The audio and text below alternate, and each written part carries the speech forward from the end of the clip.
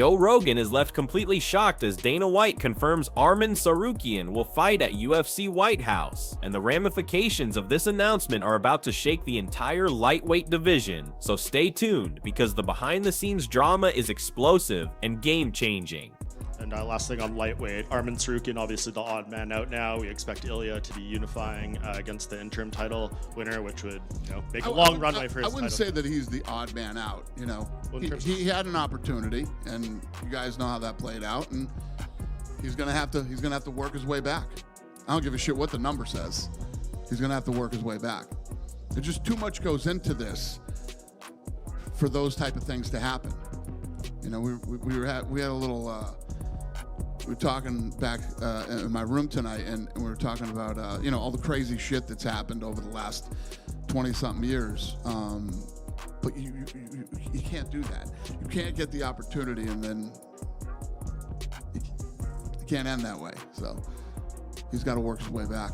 Dana White is not impressed with Tsarukyan's previous title contention attempt, reminding everyone that consistency and proving oneself in the octagon matter, and now he has to rebuild his path after the UFC 311 setback. With Paddy Pimblett and Justin Gaethje already booked for the interim title, Arman must earn his shot again, and trust me, the politics behind this are far messier than they look. Keep watching, because the next reveal about Tsarukyan's true standing in the division is going to blow your mind. What do you think about the whole Serukian situation, with him being on the outside right now? What's your opinion on that? Yeah, I mean, sucks to be him, honestly. Leave it at that? It is what it is. I mean, no, the kid is a problem. There's no doubt about it. This is a crazy game, and he's going to get his chance, so see what happens. Justin Gaethje expresses sympathy for Arman missing the previous title shot, but frames it as a future opportunity, hinting at ongoing rivalries and potential clashes down the line. He respects Arman's skill, but sees the door still open for someone to disrupt the division's hierarchy. And don't blink, because the next segment will expose the tension and mockery coming from Paddy Pimblett himself. Do you think, because of what had happened with the Islam Makhachev fight, even though he just beat Dan Hooker, he headlined, he's kind of been, slid out of the way? It's not even just that though, is it? You know what I mean? People talk about my last 3 wins. Yeah, it's Tony Ferguson, who was on his way out. Dariush looks about 65. You know what I mean? He's got a full head of grey hair. He beat Dariush. He didn't beat Charles Oliveira. A lot of people didn't think he won that fight. On his way out to the cage, he punched a fan. Got banned. UFC probably had to pay a big fucking fee for the fella not to sue him. He then got his title shot and, I've got a bad back. Fucking got beat by back pain, when really he probably just couldn't even make weight. Sits out for fucking, 11 months. Gets offered the fight in the meantime against Gamrot, says no. When if I ever got offered the fight against someone who'd beat me, I'd be taking that fight immediately. Then fights Dan Hooker, headbutts him at the weigh-in. No, so nearly ruined another main event. You can understand why he's not on that. Paddy Pimblett jumps in with scathing criticism of Arman Tsarukyan, mocking his past fight decisions, controversial behavior outside the cage, and hesitation to take big fights like Gamrot or Dan Hooker. He paints Arman as inconsistent and unprepared, contrasting his own meteoric rise and willingness to seize any opportunity immediately. Stay tuned because we'll reveal how Pimblett's confidence escalates to him, declaring himself the true champion, regardless of the interim label. This is Arman fought, this is Topuria fought, this is, when I fought Makhachev, Arman was supposed to fight for the title and he f***ed up the division, that's the truth, Yeah. If he had fought that night, the division would keep going, but now we have Topuria going through divorce or something like that. He doesn't want to fight, but it is what it is. They have Justin Gaethje versus Paddy Pimblett. To me, this is going to be the paper champ. That's not a undisputed champ, and doesn't make any sense to do this interim belt because Topuria will be the champion anyways. Yeah. So whoever gets the belt now have to face Topuria for the unification of the belt. So to me personally, doesn't make any sense. The fight should be #1 contender. But why UFC did that? Because they solve a lot of problems with that, because Justin Gaethje was saying if he didn't get the title shot, he would retire. Renato Moicano adds fuel to the fire, arguing that missing fights with Islam Makhachev stalled the lightweight division, and now with Ilia Topuria out, the interim belt feels meaningless. He calls it a paper champion situation, questioning the legitimacy of the UFC's matchmaking and igniting debate across the MMA community. Keep watching because the next insight will show how Paddy claims the interim title is the real championship at 155 pounds until Topuria returns. I thought I was going to fight on this Jan 24th card, so I was preparing for Ilia for a couple of weeks, to be honest, just doing bits of training for him. And then obviously we got told it's Justin, Ilia's not fighting, so obviously me and Ilia mightn't like each other, lad, but I wish him nothing but the best with all his family shit. It's nothing to do with fighting. But when I win this belt, I'm the champ for now. I don't care if it says interim on it, I'm the champ, he's out the cage, I'm the champ. Paddy Pimblett doubles down, insisting that he is the true lightweight champion, respecting Topuria personally, but making it clear that once he wins the belt, the interim label is irrelevant. He asserts dominance both verbally and psychologically, sending a message that he's ready to own the division. Stick with me because we're about to reveal Gaethje's response and his plan to disrupt this narrative entirely. Obviously me and Ilia mightn't like each other, lad, but I wish him nothing but the best with all his family. It's nothing to do with fighting. But when I win this belt, I'm the champ for now. I don't care if it says interim on it, I'm the champ, he's out the cage, I'm the champ. I was just going to ask you that because you were on our Full Send podcast a little while ago and you almost like made this whole thing happen because you were like, no, I don't want Ilia to win the title. And you were like, I want my first UFC lightweight title defense to be against Ilia Topuria. So the way things have panned out, you're viewing this fight against Justin Gaethje as the actual UFC lightweight title. Yeah, that's it, because that's the belt what's in front of me, you know what I mean? I'm not going to do a Justin and throw it on the floor and say I'm waiting for the real one. This is the real one. While Ilia's out of the cage, this is the real belt, and I'm coming to take it on with me. That's coming back to Liverpool, lad. It's as simple as that. Justin Gaethje declares he intends to repeat his dominance from previous fights, targeting Pimblett with his signature relentless style while aiming to secure a future matchup with Ilia Topuria. He emphasizes preparation, focus, and maximum effort, reminding fans that even in the later stages of his career, he's still a lethal contender. And don't scroll away because the next reveal about his mindset heading into UFC 324 changes the entire context of this fight. Do you feel like, because I think the odds are in favor of Paddy, like, do you feel like you're going to play spoiler, or do you feel like, hey, they're looking at this whole thing wrong right now? No, I love being the underdog. I think I've been the underdog. So out of the 12 fights, I think I've been an underdog like 8 or 9 times, you know, because I'm always fighting such tough competition. But yeah, absolutely. I'm going to do the same thing I did with Tony Ferguson and Khabib. I'm going to f this whole thing up, and then I'm going to fight Ilia. So I know the last time you won that interim belt, you threw it on the ground in the cage, says it wasn't the priority for you. Do you have different feelings towards it this time and what it could mean at this point in your career? Yeah, I mean, it wasn't that it wasn't a priority. It was that I knew Khabib was next. And if I was going to sit there and think that I was any kind of champion with that belt, with Khabib being next, I think I was, you know, going to be foolish. I needed that mindset to prepare for that fight, and he beat me. And but ultimately, like I said, this gets us paid as a champion, and it definitely gives me the chance to fight Ilia. I want to fight Ilia. I want to play spoiler just like I did in Khabib and Tony. I'm going to up for everybody, and there's going to be no Paddy and Ilia. I'm going to do the same thing I did for that fight, and then I'm going to fight Ilia on the White House card if he's ready to fight again. We'll see when he's ready again. Paddy Pimblett insists the interim belt is the true title at 155 pounds until Topuria returns, challenging critics who call it fake and cementing his narrative as the division's top dog. Meanwhile, Max Holloway reveals his hunger for a rematch with Topuria, even willing to move up to welterweight, adding yet another layer of drama to the division's future. Stay locked in because the next segment dives into predictions and analysis that could rewrite everyone's expectations. It is what it is, and timing is everything. And this is perfect timing to finish everything off like I want to. I was just gonna actually let's touch on that. When you said finish everything off like I want to, what exactly do you mean on that? Like, are we looking towards the end of the line? Like, are we just looking one fight at a time? Or it's always been one fight at a time, but I would be a fool to say that this is the beginning. There's no doubt that the end is near, and you know I've been in some of the biggest fights, ever in this company, and they continue to give me these opportunities. And so I'm so thankful for them for giving me this chance to prove that I'm one of the best in the world. Again, since 2017, I fought 12 times, and only one guy has been outside of the top 5. So I've been here, I've been putting in the work, and it's a tough game. It's a crazy game. Everyone's always like, you're gonna win. I'm like, dude, it's such a crazy game. I'm gonna be as ready as I can, and I'm gonna give 100% max effort, and it is what it is.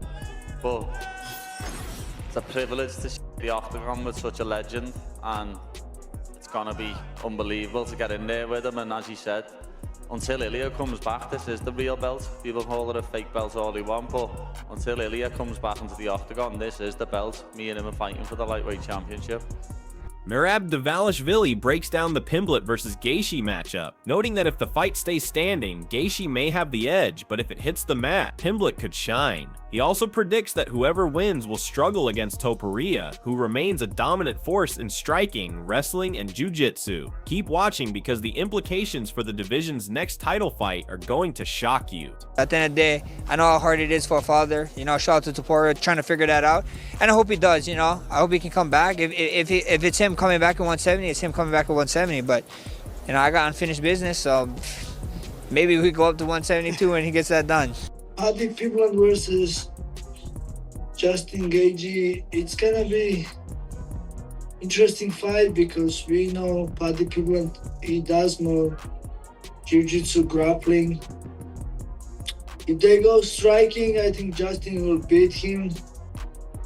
But if they try more grappling, then Paddy got this, and who knows what they're gonna do, what kind of fights they will show. And I don't know who will be winning. Both can win. Matt Brown criticizes the UFC for giving Pimblett the interim title shot over Armen Serukian, calling it a monopoly and a blow to meritocracy, highlighting long-term credibility concerns. He warns that prioritizing entertainment over skill could undermine the sport, and true athletes may be sidelined in favor of hype-driven fighters. Stick around because the fallout from this decision is just beginning and it's already controversial. Well, whoever wins that fight, whether it is Paddy or Justin, how do you think they fare against when Ilya is ready to return? Yeah, they have no chance against Ilya. Either Paddy or Justin, Ilya, very, very good champion. We know he hits hard, and also he is good wrestler, good jiu-jitsu. They're not even they're just basically saying Paddy's more popular. You're getting it over Armen. Yeah, it's kind of sad, right?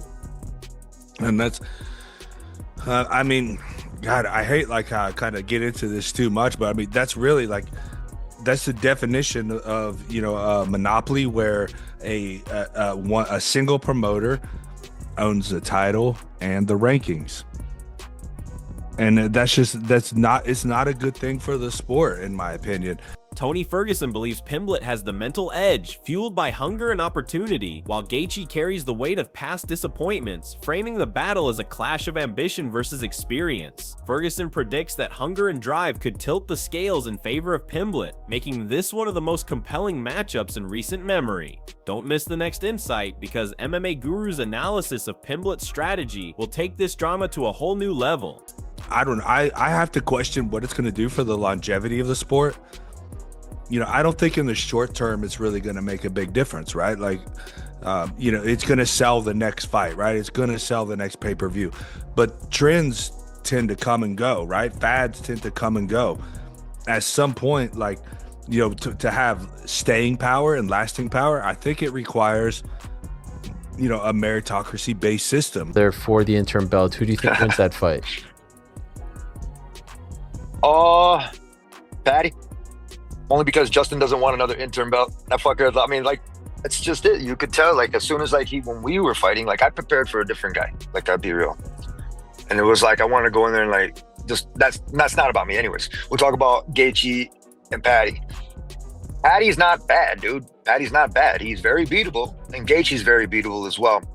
But when it goes into the passion and how upsetting Justin Gaethje has always been about not getting that real title shot, and they just keep dangling it right there again. You know, if you want to bring in guys like Armen Serukian or Movsar Evloev, I always mess up how I say his name. You want to bring in these Olympic wrestling level guys. I mean, they don't want to have to go out there and put on some ridiculous show to become a champion. They don't want to have to go on Instagram and start a podcast and make whatever kind of skits on social media and this silly kind of stuff. Like, they just want to be a world champion because they want to be the best athlete. And that's what makes me wonder how the staying power is going to be, right? When you're dealing with guys that are, legitimate athletes that want to be legitimate athletes, and they're getting passed up by guys that are entertainers.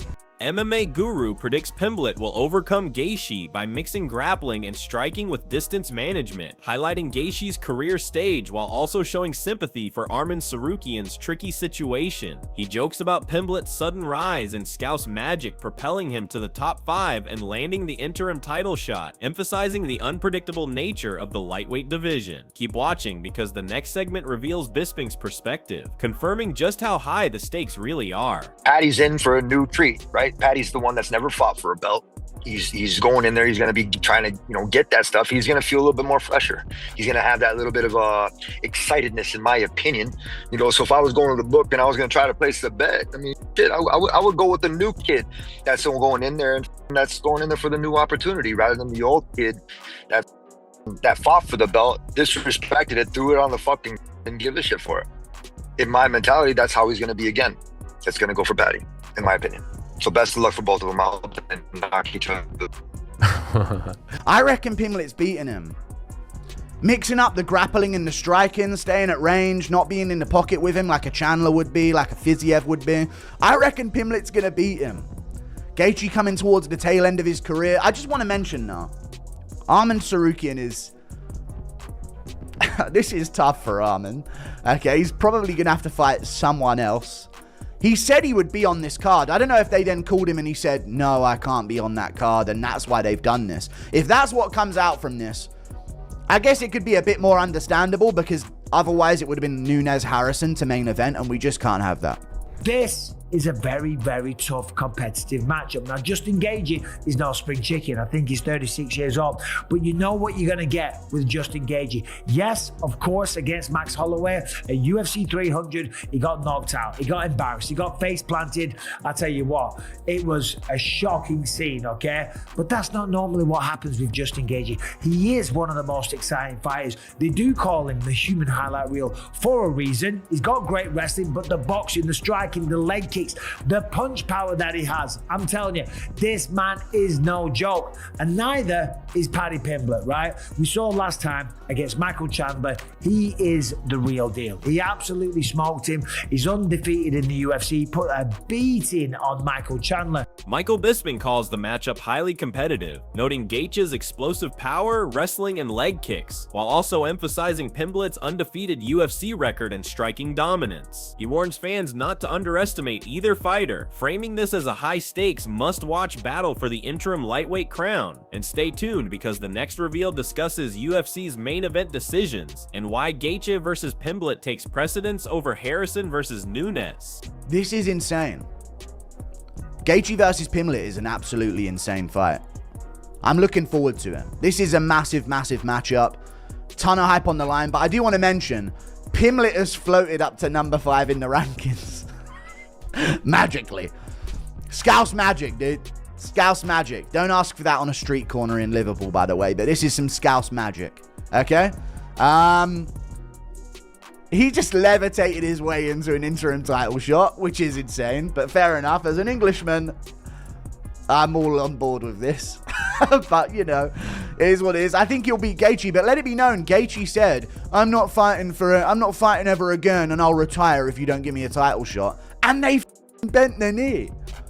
They bent the knee to Justin Gaethje and just gave him what he wanted. And for Justin Gaethje, This is the final go. This is the final crack of the whip. The man's had 2 title fights in the past, Charles Oliveira to Khabib Nurmagomedov, and now he gets to go up against Paddy Pimblett. Now, talking about the matchup, of course, it is an easier fight for Justin than what it is against Khabib Nurmagomedov, one of the greatest of all time. Islam Makhachev, the current pound for pound, and according to many people, a man that is surpassing Khabib Nurmagomedov, right? So in that regard, it is an easier matchup. Will Paddy be able to take him down? Will he dance around the octagon? Yes, he will. Will he try and replicate the game plan of Max Holloway? Of course he will. Who wouldn't try and do that? You aren't going to stand and go toe-to-toe with Justin Gaethje because the man does have knockout power. But underestimate Paddy at your peril. That's all I'll say about that one, but that is a phenomenal fight. I mean, I just really don't feel like there's an argument there.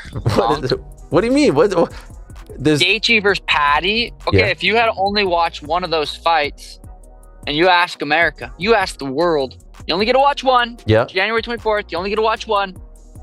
Who do you guys want to watch? Be honest. Who do you easiest. think they pick? Sean O'Malley supports UFC's decision to put Gaethje versus Pimblett as the main event, arguing that globally, fans would prioritize this fight over any other. He reinforces that the hype, stakes, and talent involved make this the fight of the year, leaving little room for debate. So fight fans, who do you pick? Drop your predictions in the comments. Hit subscribe and buckle up. UFC 324 just got monumental.